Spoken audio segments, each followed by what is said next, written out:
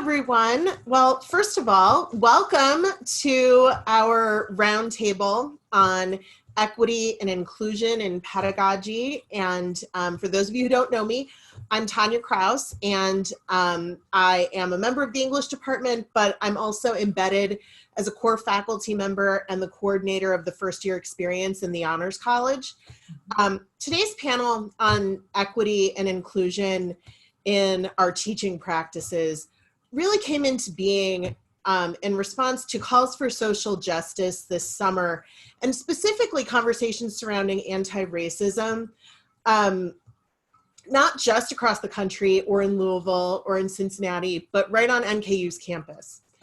And what I felt at that time was that I wanted to find a way to talk about the role that we as faculty members and as educators more broadly can play in our classrooms or in our work with students to promote equity and to foster inclusion. And to do that in all of our classrooms, not just in a classroom that is about diversity, if that makes sense. And so I wanted to focus on local action and high impact practices that we can implement to achieve these goals. And also that support every kind of student that we encounter with a consciousness of how race or gender or sexuality or first generation to go to college or disability and more can complicate the classroom experience for our students depending on the decisions that we make. So those who will speak today had a similar interest in these issues to me, and that's how this panel was born. So our first speaker today is going to be Brandolyn Tosolt, and she is a faculty member in the College of Education, focused on empowering educators and educational leaders to create socially just environments that center the experiences of historically underserved populations. Her work in equity pedagogy is integral to her teaching, her research, and her service. I mean, and probably many of you know Brandolyn from that work. So she'll speak first. Second, we have Charlisa Daniels, who is an associate professor, yay, in the Department of Chemistry and Biochemistry. And her interest in equity pedagogy was inspired by her desire to see more STEMists, as she calls them, from all backgrounds, or STEMists from all backgrounds, invited, mentored, cultivated, and celebrated. Finally today, Chrissy Ross is the Scholarly Communications Librarian at Steele Library, and she has been passionate about promoting equality through equal access to knowledge and opportunity since she began working in public, medical, and academic libraries over 20 years ago. So the way this is going to work is that each of our speakers is going to have 5 minutes for remarks, followed by a short conversation between us. But then at that point, we're going to open the conversation up for questions and comments from the chat, and we have people watching. So it'll be kind of opened up, and we'll do our best to answer as much as we can. But also, this conversation is only going to scratch the surface. We're going to do our best to get us done by 12:45 so people can have a minute to regroup before convocation. So obviously we will not be able to talk about every single thing connected to this topic.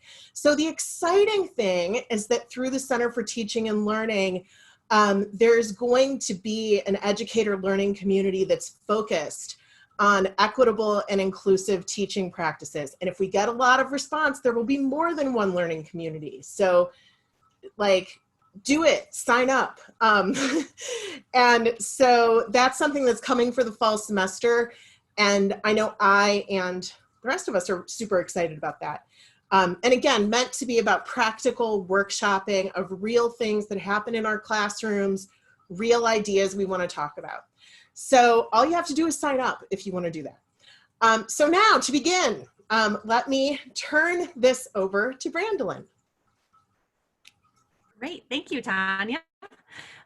So I was asked today to start off by talking about why equity teaching practices and why equity practices are so important to our work.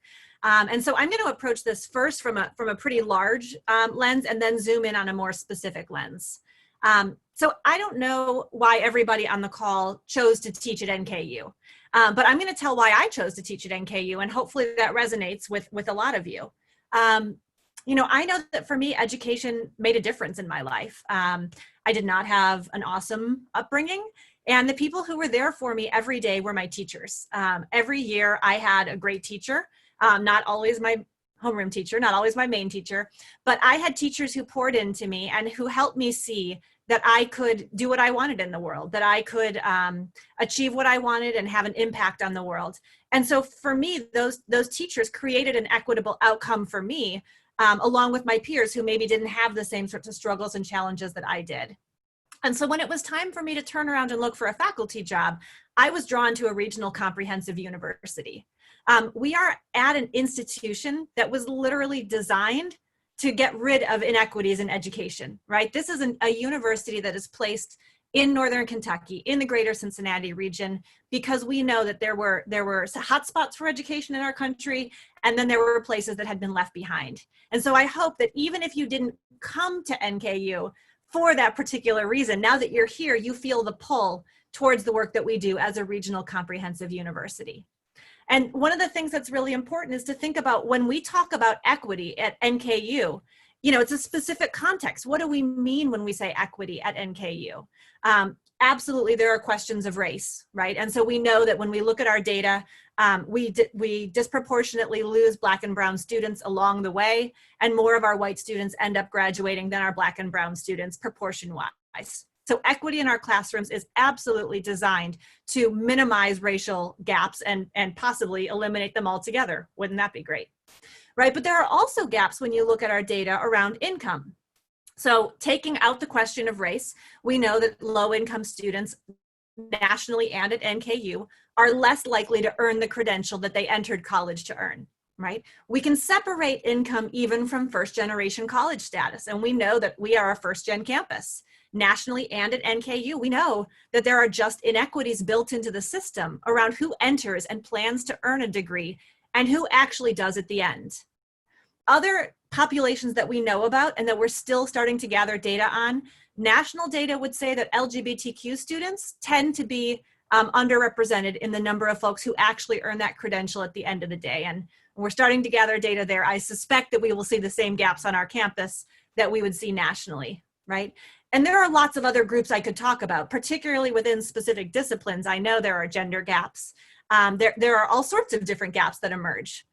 And so I choose to believe that being a faculty member at a regional comprehensive university means that we are here first and foremost to take every student who intends to complete a degree and get them through that process, to get them to the point of crossing that stage. And equity teaching practices are the primary way that we as faculty can impact that outcome.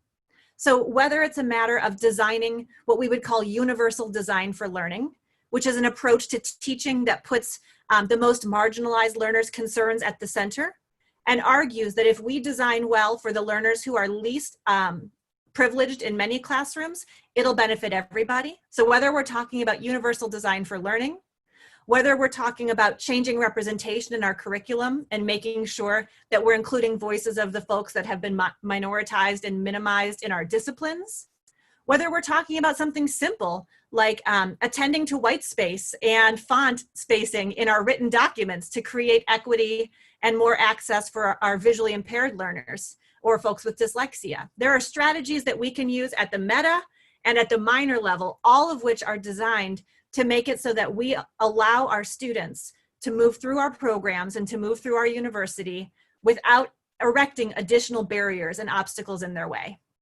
So that's why I'm super excited about this work. And I know y'all are tired of hearing me talk about it, but it's what I really care deeply about. And so I am just thrilled that this panel is here today, and more importantly, that we're going to take this work forward this coming school year. COVID and the pandemic, the current pandemic of racial injustice that we're living through, absolutely they're huge challenges for us, but they're also huge opportunities because they require that we rethink our teaching. And so I'm really excited to rethink teaching with all of you. Thanks. All right, so I guess that's my cue.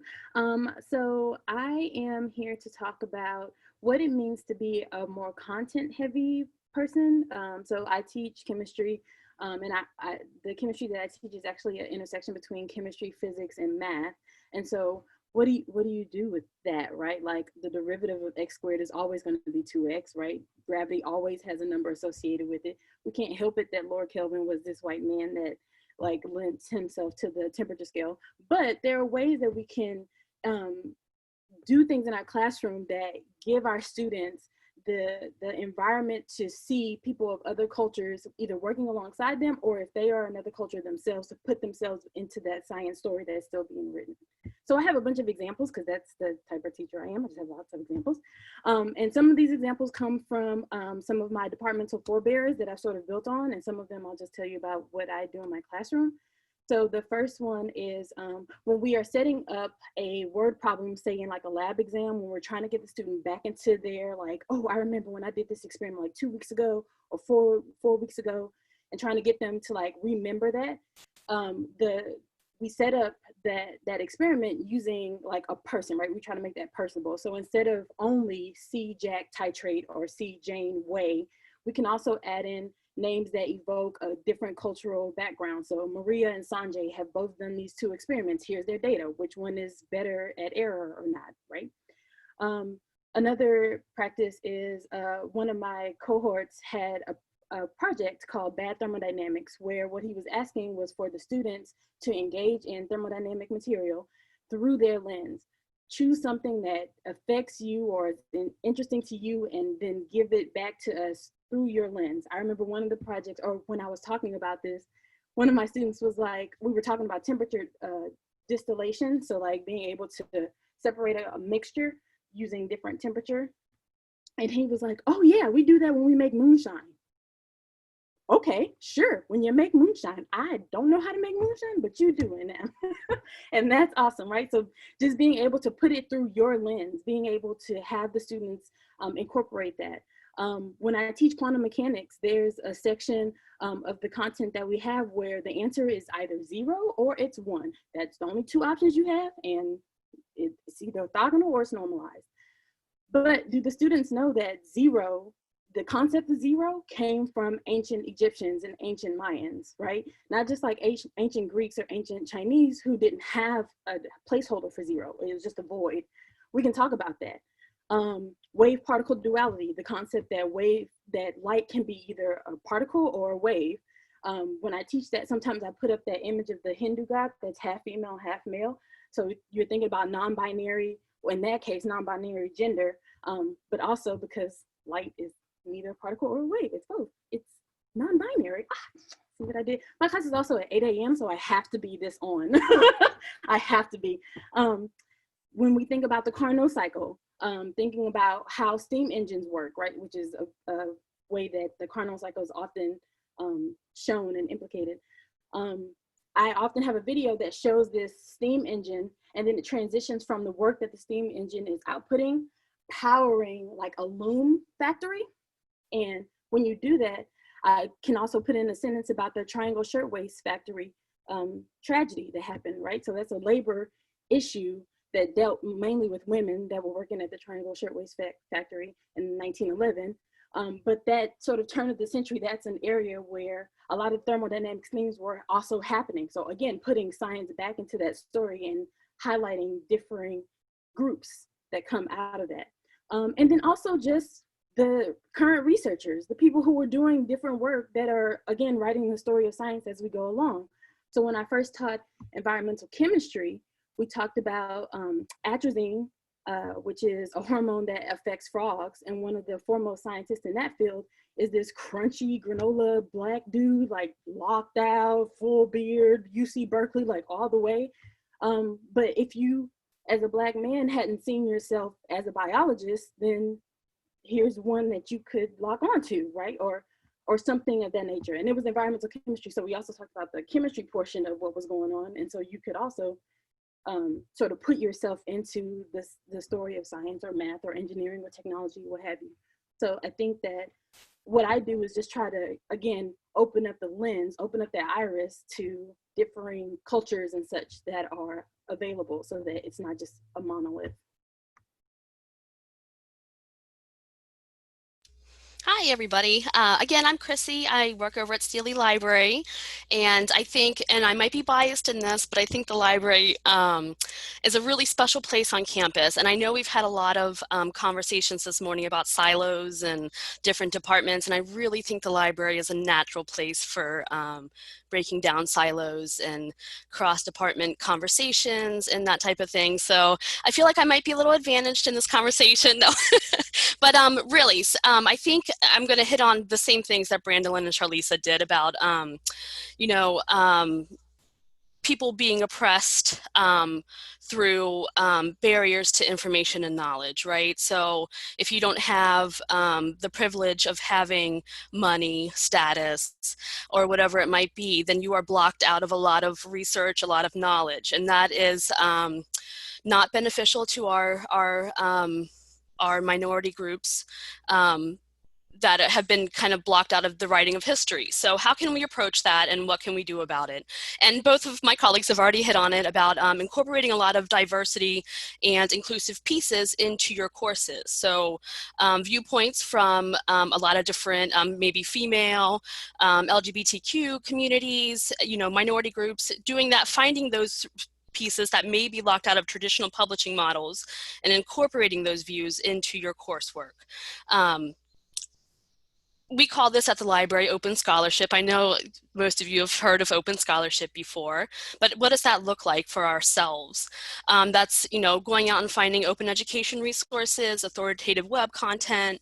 Library subscriptions aren't necessarily open content, but they are for our campus at least. So finding those, using those, incorporating those into your classroom, and making sure they're diverse, right? So not just the same person talking is really important to our students, and recognizing, as Charlisa said, themselves in those authors, right? And really connecting with that makes a difference, and is high impact when you're, you know, see yourself in the people you're learning from. So that's another major way to do it. At the library, we try to assist this through copyright assistance, and licensing assistance. So, you know, helping our faculty understand that they have to fight for their rights as authors to open up their scholarship so that other people can access it without having a cost barrier, a status barrier, whatever it might be. So at least even in planning that idea into our campus and understanding that, you know, you don't have to settle for these traditional publishing contracts that a lot of us have settled for, but you can actually fight for your rights to share your work. You can share it in NKU's open repository. That's very common these days to ask for that. I actually had one of my colleagues publish a book, and he used the Spark, which is an international coalition of publishers and authors, have an author addendum, a form written up already. So you submit this form with your publications, and the publisher and the form asks for self-archiving rights, right? So, and he was shocked at how easily the publisher said, yes, go ahead and open this up so that people can access it. So these are things that I think people are unaware of that is available. So we're hoping to kind of start that campaign awareness, or get that out on campus so that people understand that a little bit better. So advocating for authors' rights, doing that, fighting for it, working with licensing, so opening up your work for people to access it and incorporate into their classes, voices that may be traditionally left out of traditional publishing models. And kind of there's the one side of incorporating stuff into your classes, but also when you're looking for, you know, authoritative content and you can't find it, the idea of creating that yourself. So if you, and this is a great active learning, high impact practice, is the idea of you can't find research on, or a resource on your specific area of expertise. So thinking about the idea of creating that resource yourself with your students, or the idea of creating that resource with other faculty in your department, right? And then licensing and opening it up so that everybody in your field of expertise can access that without having to pay crazy costs, removing technology or disability barriers from it, status barriers. So that's the idea. And Steely Library wants to help you with that, with our repository and some work on some open education resources and so much more. So I think I'll leave it at that for now and open it up for questions. Okay, thanks everybody. So I know that we moved quickly in the beginning. And so I know that when I'm sitting in these Zoom sessions, it takes me a minute to formulate what I want to think about or what I might have to ask. So when you're ready, go ahead and put questions or comments in the chat. But I wanted to start with, I'm going to start with a controversial question that I feel like people in our audience might be too polite to ask. And this is for everybody, okay? So the question I'm going to ask is this. I think a lot of times it can feel for a faculty member that by emphasizing equity or inclusion, that they are somehow betraying the rigor of their classroom. That it's either I include these students who are for some reason not performing well or whatever, like it's seen as a bottom and a top thing, or I'm challenging my students who are doing well. So if you can talk a bit about how all students can benefit from thinking about making our classrooms more equitable and more inclusive, I think that would be a good place to start a more open conversation. So whoever wants to go first. Well, I can speak briefly about this. I know that my colleagues will have a lot to add, but I would start by saying that what's really awesome is that there's research out there. So we have these feelings and we have these gut feelings, and I'll speak as a white woman. Learning to decolonize and decenter whiteness in my classroom was absolutely an explicit choice I had to make. And when I was thinking about making that choice, I had a lot of those same concerns, because the model of education that I had received emphasized whiteness as part of the content. And I couldn't imagine what would a rigorous classroom look like that was based in a different model, right? This idea that you can't be what you can't see. But there's strong research out there that primarily comes out of K-12 schools to start with, but there's higher ed research now that lets us kind of breathe deeply. It says there's no evidence out there that equity pedagogy or equity teaching practices hurt anybody. In fact, the only evidence out there is that it's either neutral or added benefit. So there's no group of students that are harmed by it. At worst, you might not help somebody more than you're currently helping them, but more often than not, it will be a benefit to your students. And so that fear, for me at least, my anxiety and my fear is lessened by data. And so just know that this shift can feel scary, and it can feel like I'm not really sure what it should look like, and I don't really know what my next steps are. But you should feel assured that there's research out there that says that taking this step will not cause harm. The only thing it can do is make things better or make them sort of equally the same. And so for me, that's a risk I'm willing to take. Yeah, and I will say that, so with a lot of the examples and such that I gave, I'm not changing the content of what I'm teaching, right? I still have to teach that thermodynamics is this, that quantum mechanics is this. I'm just adding in a differing, or allowing my students to, again, see different cultures that have influenced math, have influenced science, have influenced engineering, have influenced technology, and being able to show them that that story is still being written. There are still people of various backgrounds that are adding to science, technology, engineering, and math, that you belong here.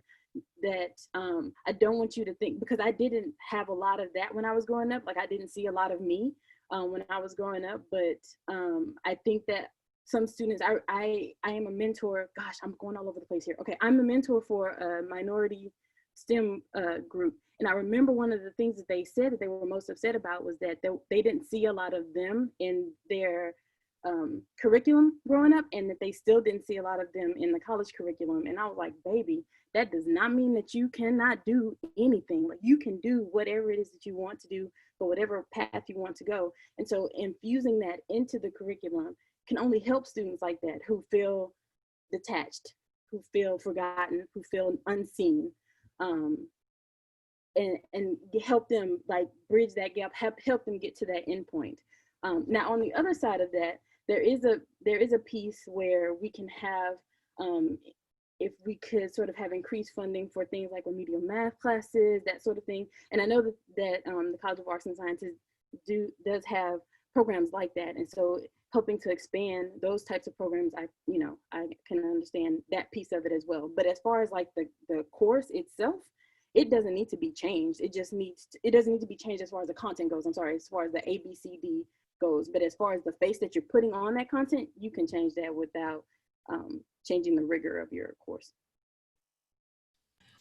Just to respond to both of you, one of the things that I find one of the reasons I'm so energized and enthusiastic about this is because really when we're talking about these questions of representation and representation and equity and changing our teaching practices, what we're talking about is access. We're talking about letting students have, letting all different kinds of students have lots of opportunities, right? And, representation is really important to that, because if I never see myself in the content of my major, it's very difficult to imagine how I could go on to do X, Y, or Z, right? So it's not about sort of disadvantaging students who do see themselves. It's about creating a more three-dimensional picture for all of our students of what's there. And that's where too, I think, Chrissy, some of what you were saying about open access stuff is so helpful too. Abdu, are you raising your hand? Yes, thank you. I was practicing. So thank you all for this this very important panel. As I'm listening to you, I just kept thinking about, okay, this is wonderful. But then I started saying to myself, ultimately what you want when you do these things is that those students to really serve as what I would call ambassadors for the next step. Because this is something you would want them to go now and seek out and try to foster once they leave your classroom, once they leave your program. But then a step before that is them being able really to articulate why you're exposing them to these, to reflect on it, and then also to take it and own it. So could you speak about how you're trying, once you implement these strategies to include diversity and all those in your classroom, how you're helping students really think about it, articulate it, and own it, and make it their own learning? Could you speak to that?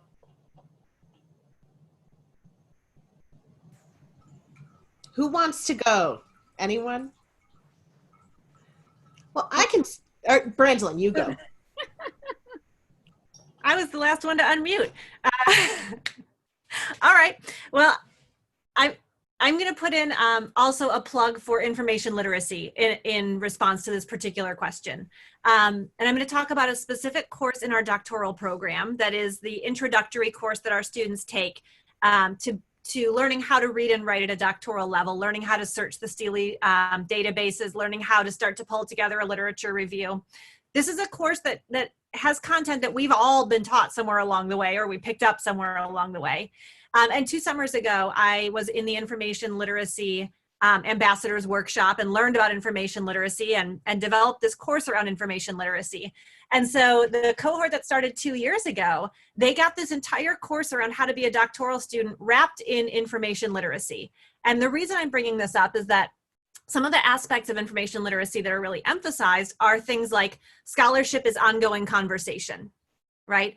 And authority is granted to some people, but not to others, right? There are these questions of power and privilege in information literacy. And so I thought it would be super fun to just do this first course through information literacy, and wouldn't that be fun? And it turns out I broke the doctoral cohort. Now I'm kind of laughing about that, but they moved through the next 2 years of coursework, and every single class that they were in, they said, wait, who said so? Who said that this was true? What authority did they have? What's the conversation around this? They sort of decolonialized the entire rest of the doctoral curriculum, because up front they were given permission to ask questions about who's represented and who has authority and where does this all come from and where is it all heading? And so as a faculty, we sort of open our eyes wide and say, can you believe what these people are up to? Yeah, cohort 14, Tori's in here. It's amazing, but because they were given the opportunity to ask those critical questions in the very first program in their college experience and in their degree experience, they took it and carried it forward through the rest of the program, not only transforming their experience, but also giving us critical feedback about what we need to do in the rest of our courses. So for me, that's a really powerful example of, if you give them the authority, they will pick it up and carry it forward and make a whole lot of better program for every student who comes after them. Now, I know that I might be a little biased here, but I really have to throw out the plug for the information literacy program on our campus, because it is amazing. And I know we have a few ambassadors in here, and just what Brandolyn said, that, you know, the idea of scholarship is conversation and all of that is really something that is useful to everybody and beyond college in their everyday life. So join it if you can, please. It's an amazing experience.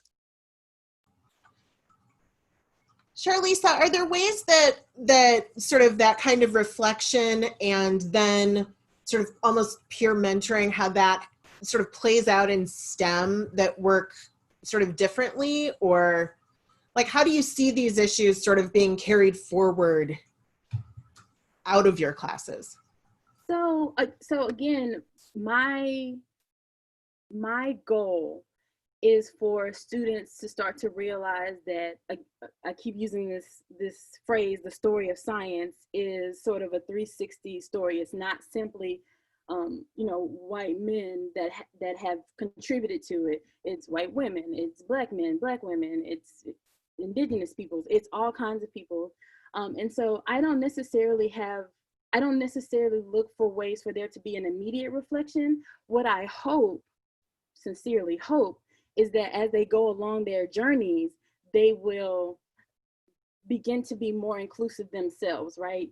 Join up into research groups that look a little bit more three-dimensional, if you want to call it, a little more inclusive, or start their own research groups where they're not excluding certain peoples because of that, right? So for me, the goal is way more long-term.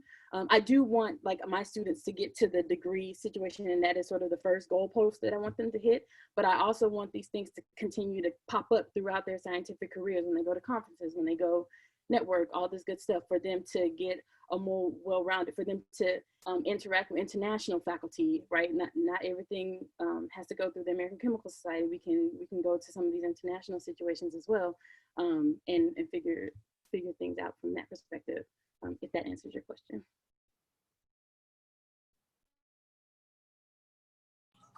Yeah, it took me a second to unmute. That does make sense. And I suppose I wanted to throw out something that I've been working on a lot in the first year courses I've been teaching in honors, which is a really hard thing for me, because you can all tell how I'm running this session. I like to run a conversation. Like, I want everyone to talk, but I'm in charge of it, right? Which is not great for inclusion all the time. I mean, it's not. But something that I've been practicing, and I think that it leads to the kind of subsequent sort of carrying it forward that Abdu was talking about, is we talk a lot about class participation in honors as being a good citizen. And what does it mean to include others rather than just trying to get our point out? Which is, as you might imagine, an issue for honors students sometimes, that they're used to being the one who raises their hand first. You know, they're the Hermione Grangers of Hogwarts, right? So basically, we spent a lot of time talking about that in the first couple of weeks. We talk a lot about, how do I ask a question in class and have that be my contribution? Or how do I refer to what the person before me said and then build upon that comment, or synthesize what other classmates have said? And usually somewhere around week 3 of the class or so, I end up holding a class where I don't speak. I walk into the classroom and I write on the whiteboard with a marker some rules. You know, everyone in the class should speak in the next 50 minutes. You know, if everyone does not speak, it is not just the quiet people's fault. It is the loud people's fault for not including others. You know, also, you can't speak right back to someone else. You have to let 3 people speak before you speak again. And it's always this transformative moment because students realize that they have to listen to each other, that they have to take responsibility for the conversation as a community. So we've been talking a lot about content and how content can help provide representation. Something that matters a lot to me too is, how do I bring all my students in the class in so they can have a voice in the conversation? Because sometimes the more extroverted ones drown out the more introverted ones. And so that's one way of thinking about it. It looks like Andrea Gazaniga has her hand up. I do. Hi. Thank you, everybody. Because you were talking about classroom management, I did have a question. You know, oftentimes we'll have students that say something that really needs to be challenged in the class. And, you know, obviously we don't want to let it slide, but we also don't want to, I mean, we have to challenge it, but we don't want to, we want to create a sort of positive teaching moment, right? And we don't want to sort of alienate or chastise somebody for you know, something that they've said. But it definitely needs to be challenged. So how do you deal with that kind of situation in your classroom, and where do you direct it, and how do you get the most positive result from someone who says something really problematic that has to be challenged?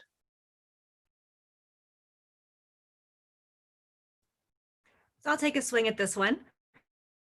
A couple of considerations, and they don't all line up, which should tell you that for me, I respond differently in different situations. I don't have one go-to.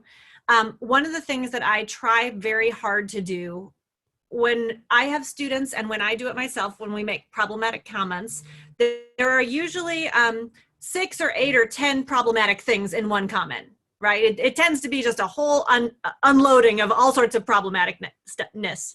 And so as an educator, I think about what's the one thing that I'm going to push back on in that comment. What's the focus going to be? Because if I address all 6 or 8 of them, then that person just feels battered, right? And so what's the big idea here that I can pick up and push back on? Another thing that I think about is, I think that we have been raised to believe that there is this idea that everybody will feel safe in our classroom, right? Or we could create a classroom where everyone feels safe. Maybe we can, maybe we can't. But for me, I became a lot more comfortable challenging problematic comments head on and directly when I realized that I think of my classroom a little bit as a seesaw. It's a question of who feels uncomfortable right now. And because I'm a white woman and I was raised with whiteness, my instinct is to make white people feel comfortable. And in fact, my instinct is that if I challenge a white person and my white student feels uncomfortable and feels like they've been called out as racist, that then I've caused harm in the classroom. When I started thinking instead about how the harm has already been done, the fact that that comment came out is harmful, and all I can do now is figure out, will I let the harm stay with the people that the comment harmed, or will I shift some of the harm back to the person saying it? For me, that freed up a lot of space to say, hold on, I disagree with a whole lot of what you just said. I need to understand what evidence you have for this specific comment. I don't want to talk about anything else. I want to understand what specific evidence you have for making that comment. Sometimes they do shut down. Sometimes my course evaluations are not full of sunshine and rainbows, and I am tenured, right? So I want to name that I'm tenured and I'm white. Those are all things that give me more latitude in making those decisions. But for moving towards this idea that there is harm, and where do I want the harm to be, instead of mythologically getting rid of all the harm, that was key for me personally. I'd just add that this was hard for me when I first started at NKU. partly I was pre-tenure, and it made me anxious to think like, well, I don't want to make a student feel like I'm, going after them or uncomfortable. Now, I also have stories about times when I frankly lost my cool and did go after a student, and it's not great. It's not my finest hour as a teacher, right? But one thing I'll say is that, my very first semester, I got these terrible teaching evaluations because there were these students who were just sort of awful in this class of mine. But I just sort of was like, I'm going to take the high road and not acknowledge this. And on my evaluation, so many students said, why didn't you handle that? Why didn't you take care of us? Basically, I mean, I'm paraphrasing. And what I really felt in that moment reading those course evaluations was my responsibility for, like, it's my job to be uncomfortable. It is not students' jobs to be uncomfortable unless it's like the discomfort of learning, which is growing and whatever. But like, I'm the one who has to take that, because otherwise students feel like they're being put in a position where they have to handle those people. And that's not cool, like, I'm the authority figure. It's up to me to stop it if there's something to stop. And that took me years to feel comfortable in that space. To piggyback just real briefly on something that Tanya just said, the other thing that I appreciate, it's not students' job, but usually part of the way through the semester, other white students start to do what I've been doing. And in that way, they learn how to disrupt racism and sexism and oppression in the real world when it comes up in conversation. Abdu's on here. If I could have that as a student learning outcome, I would. But as an outcome of them seeing that modeled and realizing that nobody died of discomfort in that moment, they do it more and more, which is really what I'm hoping for in the world. Also, another strategy, I'm sorry, I didn't want to do this, but another quick one is just, if something comes up that's problematic in class, that's not a factual error. It is a difference of opinion that minoritizes certain students in the course, or that is controversial in some way, right? Something I've done in the past that has been helpful is you can, and actually I feel like I got this idea from you, Brandolyn, at some workshop that you held, stopping everyone to write about it, like to write about whatever that topic of conversation was. And basically, I'm like, okay, I'm going to look at these after class and I'll come back and talk about it next time, because that diffuses it by taking some time away from it. And then I can synthesize how people reacted and sort of address the various sides of it without it getting heated in that moment. And I think it's an adaptation of something Brandolyn talked about. So. Sounds like you adapted it beautifully. Are there other questions? Tanya, this is Tori. When you do that, do you have students submit those with their names on them, or is it just to get a pulse of the entire class? Like, it doesn't matter who's saying it. You're trying to get a sense from the group. I tell them it's up to them. If they would like to put their name on it, they may. If they do not want to put their name on it, they don't have to. That it's not a graded thing. It's not, and I don't really care who says what. I'm just interested in getting in taking the temperature of the room. And so, for me, that has tended to be a useful way of framing it, because it's a way of pausing the conversation, but giving everyone in the classroom a voice, as opposed to letting some people drown out others. Thank you.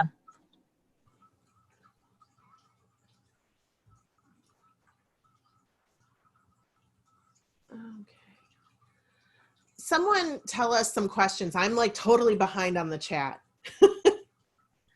Someone asked if Brandolyn could give a specific example of one of her comments, it was about using safe words and uncomfortable. Did you read those comments, Brandolyn? Yeah. Yes. Can I give a specific example? Can I give a specific, yes, of what? A specific example of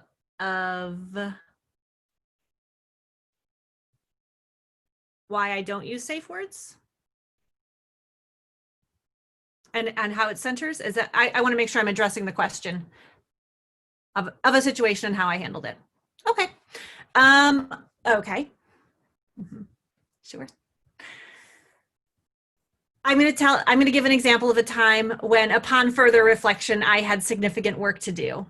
So it's not a do this example. It's a what I did example. I was facilitating a conversation in a class using a fishbowl structure. So that's a structure that you use in a physical space where you take chairs and you make an inner circle, and you take more chairs and you make an outer circle. And the people who are sitting in the inner circle are having the conversation, and the people who are sitting in the outer circle are listening to the conversation, and people can trade between the circles as they'd like.